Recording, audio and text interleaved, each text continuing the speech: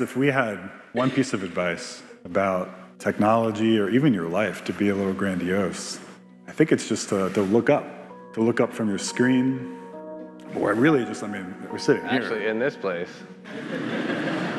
if you actually look up. This was built by basically the founders of the scientific method. It's a transmission from the 1600s. And when you read about Newton inventing calculus, and he's not, oh, there's no God. He's like, my God, God, divine, is a mathematician. I don't know where we lost that, but it's so tragic. Seated under the gaze of Robert Streeter's magnificent ceiling art, called Truth Descending on the Arts and Sciences to Expel Ignorance from the University, I recently attended a 1-hour candlelit talk in the Sheldonian Theatre in Oxford.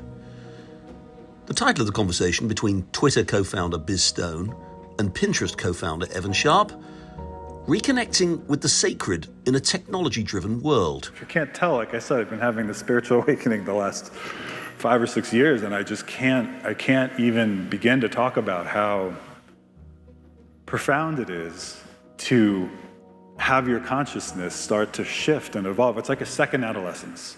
That's a really good way of describing it. It's like a coming online of a different, richer set of ways of knowing. Both Messrs. Stone and Sharp talked about how their entrepreneurial success at creating the screen-based activity now consuming so much of our lives has turned them into urgent advocates of a renewed appreciation of the divine. I think last year I read something like 40% of the awake human time in US and UK last year was spent on a screen. And as I've tried to understand, well, how do we know if that time is healthy? Yeah. How do we know if it's not healthy? And that's why we're working together and trying to figure out a different way of building technology. Yeah, we're now working together, and our approach is just to be much more intentional, to invite into the workplace the ancient traditions and sacred traditions, and if you work by the seasons instead of the quarters, it's not that much of a difference, but it feels like a big difference. When you come into our office, you'll see this little table with framed photos, and the people that came before us, we call it our ancestor table. We light a little candle. There might be a little bit of meditation before each meeting. There's things. It's just inviting more intentional and more appreciative of the things that came before. It was 2017 when Biz Stone and Evan Sharp met, meeting once a week for breakfast. At the time, Twitter was losing users and morale was low. Mr. Stone believed the company needed a statement of purpose. I ended up with Twitter exists to serve the public conversation. And I had a feeling that this would help. I had a feeling it would get a lot of people on the same page, but it helped a lot more than I thought it would. It didn't just get people aligned on the same page. It told us, don't do all of this work. It self-selected out all the people who didn't believe in that purpose. It brought in new people who wanted to work on that purpose.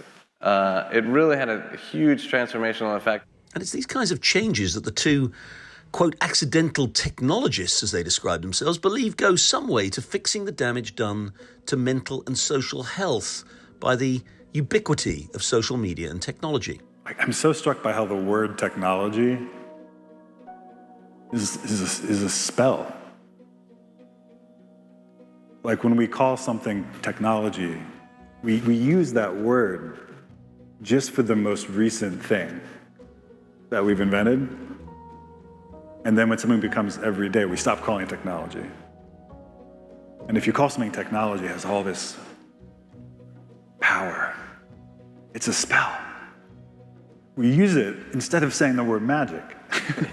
You could talk to a thing and it gives you any human information. That's just because we know how we did it doesn't mean it's not completely miraculous. Mr. Sharp believes this provides the starting point to reawaken a fully spiritual humanity. And I know this is maybe not a new thing, but for us it's fundamentally new. The wisdom traditions of Earth, be they structured things like mystic Christianity or Buddhism or indigenous shamanism, and there's an unbelievable tapestry of these traditions that are thousands of years old, and what they have, from my perspective, is the most precious technology, you could call it technology on Earth. Both men made the point that if you talk about spiritual awakening among intellectuals today, you'll be tolerated, but hardly taken seriously, despite its not being a mystery. It's a very deliberate series of steps that people have figured out and pointed out. And it's the most profound thing in life, maybe after having children. You can do it on purpose.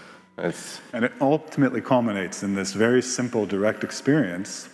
There's a very simple, completely non-conceptual, direct experience that people for years, for millennia, have called God.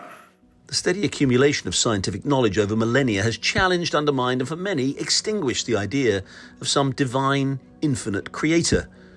Today, in more prosaic ways, there are signs that our latest technological innovations are generating new thinking in some surprising places about man, faith, and God. When you're in that place of communing with the divine, you sort of know that everything is just inherently sacred, that everything is just infinitely valuable. Yeah, and I would just add that, like, when you think about what's valuable, you know, you ask somebody what's valuable to you, and they'll say, like, oh, I don't know, my car. Wait, no, sorry, I'm an idiot. My house. Wait, no, oh God, I'm so rude. My family, my friends and family. And that's all true, but I think the most valuable thing we have is our lifetime. And it's a gift. A lot of souls don't get a lifetime. So you get a lifetime, and the way that you honor that special gift of a lifetime is just to live it a little bit more on purpose. And the beauty of honoring it that way is that really you're just rewarding yourself and those around you. It's an amazing way to honor it.